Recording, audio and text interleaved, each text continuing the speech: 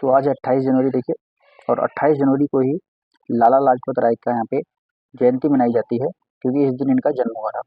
ठीक है, अब इनके बारे में कुछ महत्वपूर्ण बातें हम यहाँ पे देखेंगे लाला लाजपत राय के बारे में।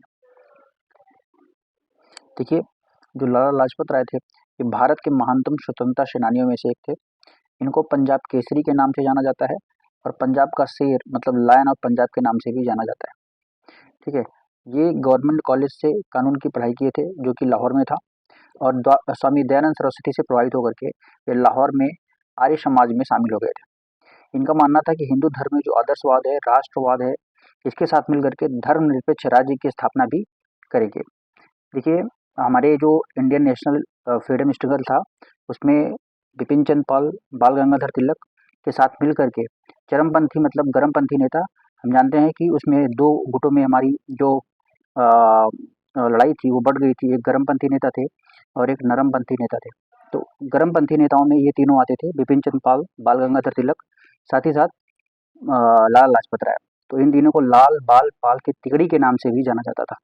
ठीक है, लाला लाजपत राय जो थे ये हिंदू महासभा के से भी जुड़े थे। ठीक है, साथ ही साथ इन्होंने छुआछूत के खिलाफ अपना विरोध प्रदर्शन भी किया था।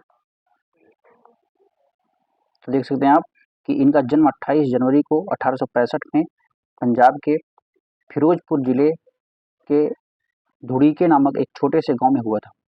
अब इनके योगदान को देखेंगे, कौन क्या क्या इनका कंट्रीब्यूशन रहा है। ठीक है, कंट्रीब्यूशंस देख लेते हैं। सबसे पहले राजनीतिक यहाँ पे देखेंगे, मतलब पॉलिटिकल क्या क्या योगदान था, पॉलिटिकल कंट्रीब्यूशन। ये भारतीय राष्ट्रीय कांग्रेस मतलब इंडियन नेशनल कांग्रेस में शामिल हो गए, और पंजाब के कई राजनीतिक आंदोलनों में इन्होंने हिस्सा लिया था। और इसी हिस्सा लेने के कारण इनको 1907 में बर्मा भेज दिया गया। बर्मा जो कि आज के म्यांमार के रूप में जाना जाता है, म्यांमार। लेकिन अपर्याप्त सबूतों के कारण ये बाद में वापस लौट आए थे। देखिए, इन्होंने बंगाल विभाजन का भी विरोध किया था। हम जानते हैं कि बंगाल विभाजन 1905 में हुआ था। 1917 ईस्वी में इन्होंने अमेरिका में home rule league of America की स्थापना की थी, और इसके द्वारा अमेरिका में अंतर्राष्ट्रीय समुदाय से भारतीय स्वतंत्रता आंदोलन के लिए एक नैतिक समर्थन, एक मोरल सपोर्ट की इन्होंने मांग की थी। ठीक है, और इसके बाद का जो पॉइंट है वो बहुत ज़्यादा इंपॉर्टेंट है। देखिए, इन्होंने 1920 ईस्वी में all India trade union Congress, इसी को हम बोलते हैं कि भारतीय ट्रेड यूनियन कांग्रेस की स्थापना इन्होंने की थी। ठीक है, उसके बाद 1920 में ही एक कांग्रेस के नागपुर अधिवेशन में गांधी जी के जो असहयोग आंदोलन था, नॉन कोऑपरेशन मूवमेंट, इसको एनसीएम भी बोलते हैं, इसका इन्होंने समर्थन किया था। ठीक है, रोलेट एक्ट और उसके बाद होने वाला जो जलियांवाला बाग हत्याकांड था, इसका इन्होंने विरोध किया था। 1926 में ये केंद्रीय विधानसभा जो सेंट्रल असेंबली थी, उसके उपनेता के रूप में चुने गए थे।